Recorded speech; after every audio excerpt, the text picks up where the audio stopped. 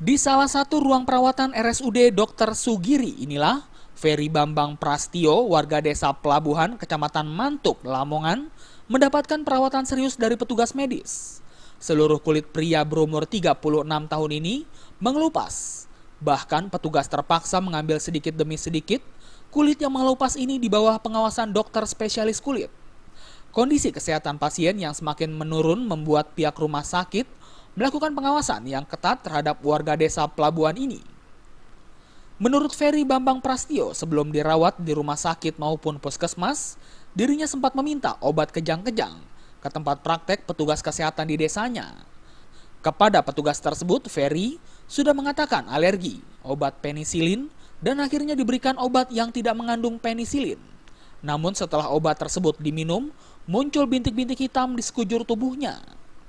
Kalau saya itu penderita ECS, Jantung sindrom, sama benarnya dikasih pil, katanya disuruh minum ini aja dulu, nanti efeknya cuma gatal-gatal saja. Setelah saya minum 5 butir, itu baru terasa gatal, terus langsung gini. Wakil Direktur RSUD Dr. Sugiri Lamongan, Dr. Eko Budi Santoso mengatakan, dari riwayat sakitnya kemungkinan pasien mengidap Stephen Johnson Syndrome atau penyakit kulit yang disebabkan oleh alergi atau infeksi.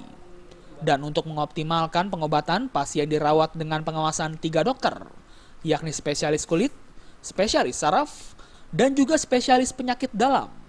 Epilepsi, memang ada riwayat alergi penisilin. Jadi diagnosa waktu masuk rumah sakit di Sugiri adalah Stephen Johnson Syndrome dan panas ya.